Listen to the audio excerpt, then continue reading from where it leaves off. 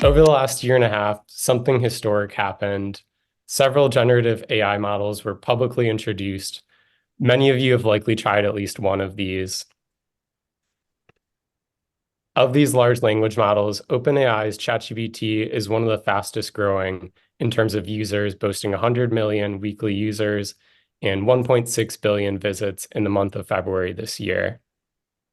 ChatGPT has shown great performance on a number of standardized tests that involve knowledge and reasoning, including on the GRE and the SAT. And it's demonstrated exceptional performance on tasks requiring these skills across many fields, including education, healthcare, and scientific research. Now, as an avid comedy consumer myself and a humor researcher, naturally I wondered, but is it funny? How well would it compare to humans across a comedy test? Would it fall in the 10th percentile of humans or the 90th? Many tests have been developed to test the performance of these LLMs on more analytical tasks. None have been designed to test their performance on a more creative task of producing humor.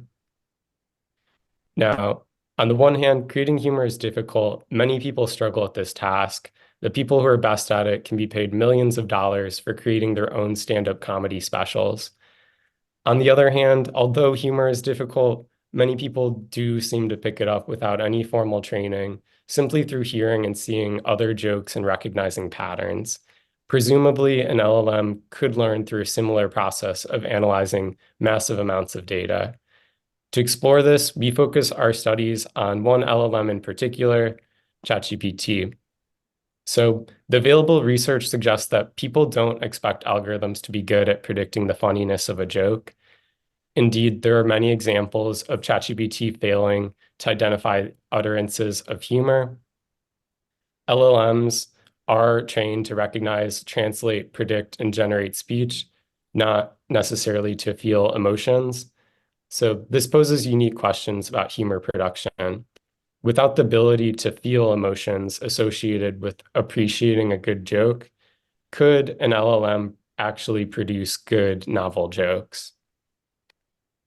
In order to address whether ChatGPT is funny, one needs to think about how humor production is often defined. So humor production in everyday life can involve elements of novel joke creation, as well as simple reproduction of past jokes one has heard. So as any aspiring comedian will tell you, creating new jokes is often much more difficult than telling old ones. Then each of these two aspects can be broken down further into measures of quality, how good a joke is, and quantity, how many jokes one can tell. And lastly, one can measure these qualities by asking people to self-report how funny they are on these dimensions, or asking your friend to report how funny you are, or by asking you to take an actual performance test. For the purposes of our studies, we focused on only a few of these elements for humor production. First, we focused specifically on tested performance. Second, since we know ChatGPT can produce a high quantity of jokes very fast when it's asked, we decided it'd be way more interesting to focus on the quality of its jokes.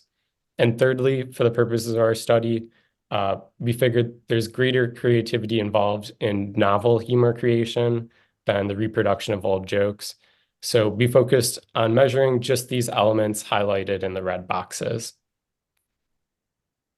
Now, in humor research, we rarely ask people to just tell us a totally new joke and make us laugh out of nowhere. Humor is situational.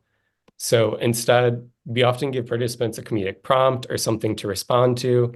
For example, fill in the blank or caption this cartoon. And particularly when we're dealing with something as subjective as humor, it's always better to collect a large sample of humor producers to compare to and humor raters as well to judge your target. To our knowledge, no past work has used large samples of participants to judge ChatGPT's output in comparison to a human reference point on the same tasks. Thus, evidence for ChatGPT's actual abilities to produce humor has been mixed and methodologically inconclusive. To fill this gap, we explore how funny ChatGPT 3.5, the free model, is compared to humans across 4 standardized comedic tasks. In study 1, we compare it to lay people. on 3 different tasks. And in study 2, we compare its abilities to professional satire writers at The Onion.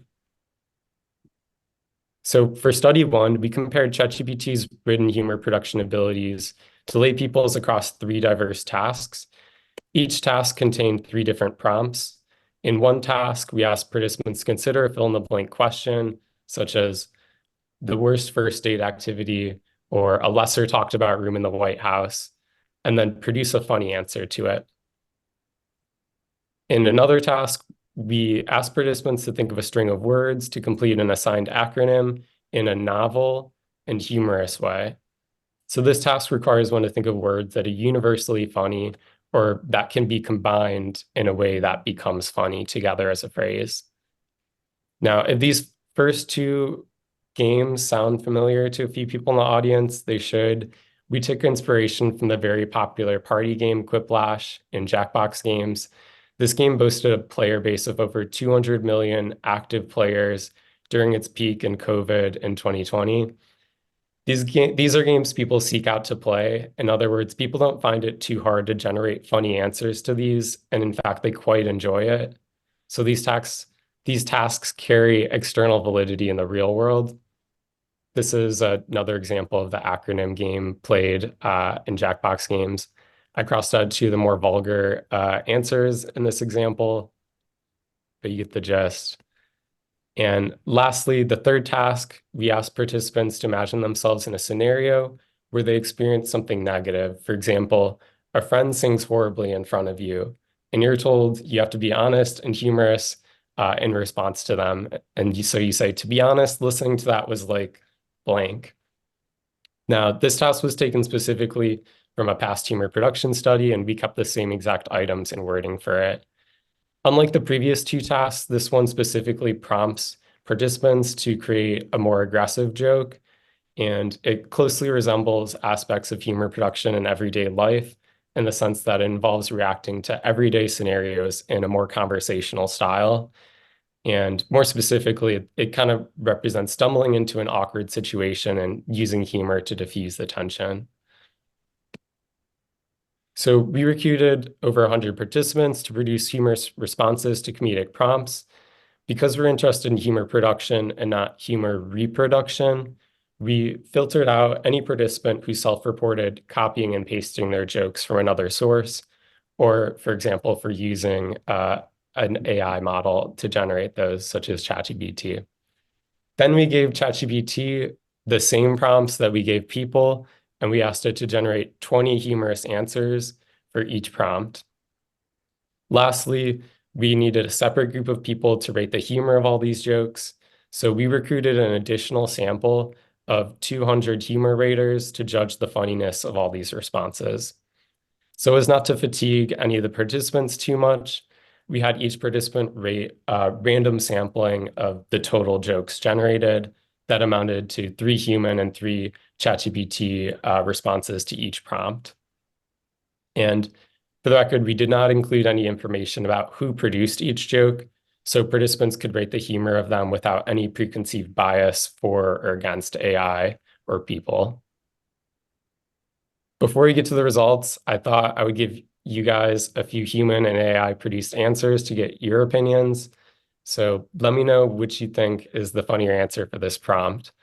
A lesser talked about room in the White House, the Situation Room snack closet, or the white padded room. If you think the first one is funnier, please comment the first one. If you think the second one is, please comment the second one. Where do you comment? Just in the Zoom chat. Oh, I see. I gotta look. Of course, I can't find the chat. And then I'm going to do one more too. So 2 more examples, Lincoln Bedrooms, Alien Conspiracy Corner, or the Doghouse.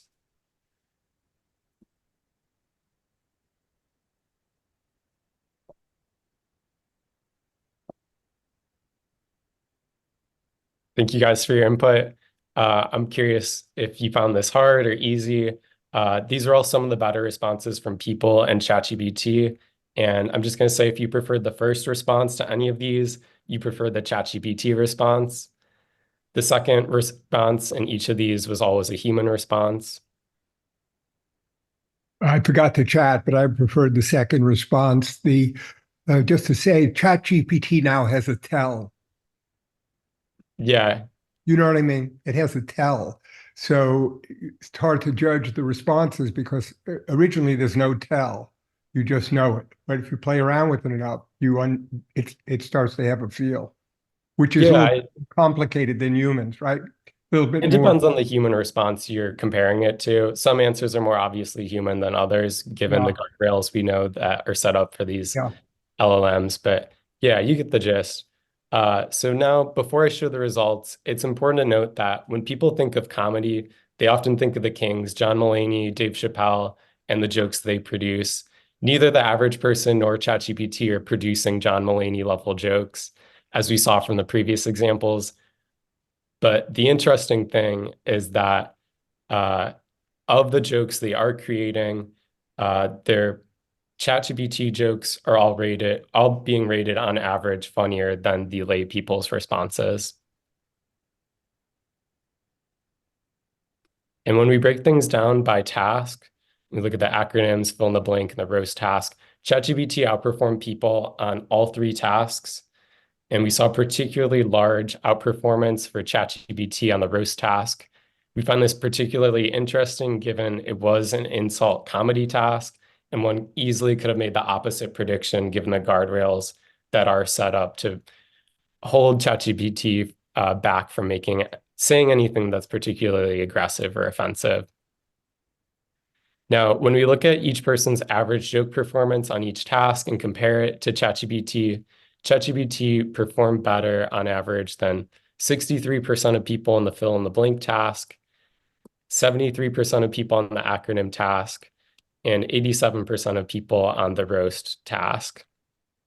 So despite ChatGPT's lack of programming to feel emotions, it outperformed the average human participant across all three tasks. Given its strong performance relative to lay people, we wondered next how its jokes would compare to those of professional comedy writers within a commercially successful industry.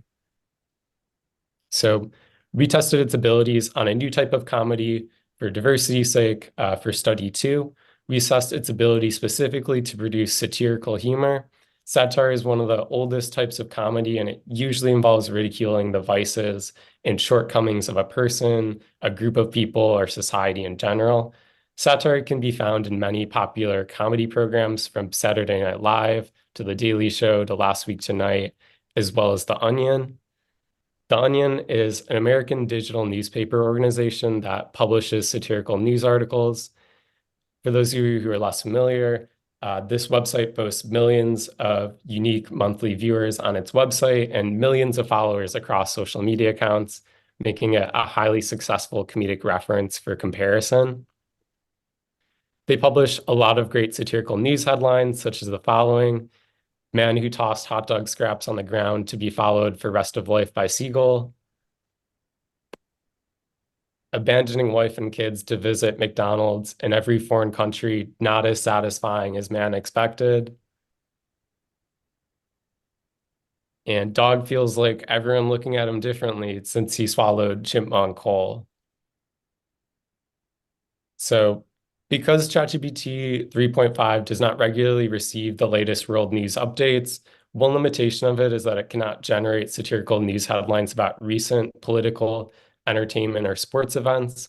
So we decided, upon fairness, to draw on the Onion's local news section, which is where the previous three satirical news headlines came from. Compared to the Onion's other news sections, their local section covers more timeless topics. And this also ensures easier comparability with future replications of our study. So we retrieved the last 50 local headlines published by The Onion before October 1st, 2023, when we ran this. And we provided them to ChatGPT, asking it to produce 20 new headlines in this style. Now, to compare the humor production of ChatGPT's output to The Onion, we again recruited over 200 students from the University of Southern California, and we asked them to rate the funniness of 10 satirical news headlines 5 of those were randomly chosen from the subset by the Onion, and 5 randomly chosen from the subset produced by ChatGPT. Once again, we did not include any information about who produced each joke, so participants could only rate the humor without any preconceived bias. Again, before we get to the results, I'm going to ask you which headline you find funnier. Let me know in the chat. So we have first, local man discovers new emotion, still can't describe it properly. And woman slips lifeguard $20 bill to let her drown. You got about 3 minutes. Great, thank you.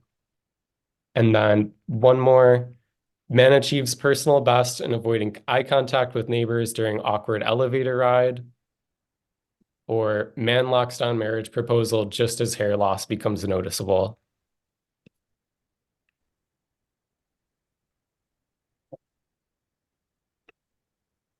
Now, if you found the first one funnier in either of these, you prefer the ChatGPT response. The second one, you preferred the Onion. These 4 headlines I just showed were the top 4 headlines from the results.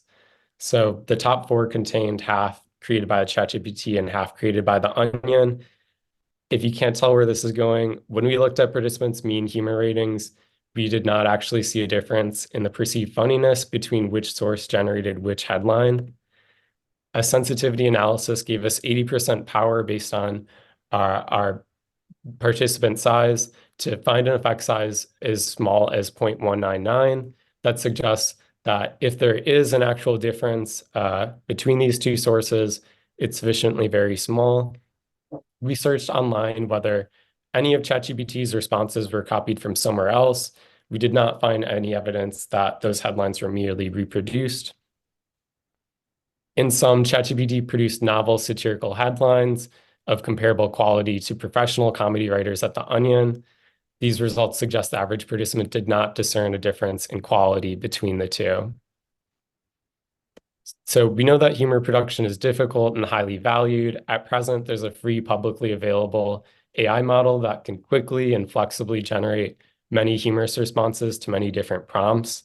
Our studies show evidence that the ability to produce humor is not unique to humans. Across 2 studies, ChatGPT 3.5 produced jokes that were funnier than the majority of people's responses and no less funny than professional comedy writers at The Onion. And these results have significant implications for workers in the entertainment industry, as well as the average person trying to elevate their own writing or cheat at game night. So for future studies, our results pose a few new questions. There's been a lot of interest in prompt engineering across a number of domains. Some journalists have documented that giving LLMs examples of what you want them to produce can help them do it better. And we utilized this strategy for 3 of the 4 tasks that we studied. We did this for the human participants just as much as we did this for the AI. We figured giving examples would be beneficial for both in creating jokes. Future research could benefit from investigating if these input strategies really work and what other input strategies out there might help ChatGPT as well as people generate better jokes. Second, future researchers should also explore whether generative AI can produce quality comedy in other commercially successful areas such as script writing, cartoon and meme captioning, as well as meme generation in the future as these models integrate with image generators. Future studies should explore whether other models perform similarly or even better than the free model of ChatGPT that we used. Additionally, I think another really good question to think about is, are AI models becoming funnier over time as they update? Will be really interesting to see as their computational power increases. And lastly, these studies indirectly suggest that the ability to feel amusement and mirth in response to a good joke may not actually matter in the production of good comedy. Future studies should explore this question more directly to see if that hypothesis is supported. I would like to thank my advisor, Norbert Schwarz, and my lab for their help and collaboration. If you're interested in reading more on our results, you can find a preprint of our paper in the bottom right of the screen on SciArchive. Our paper is currently in review. Thank you all so much for your time.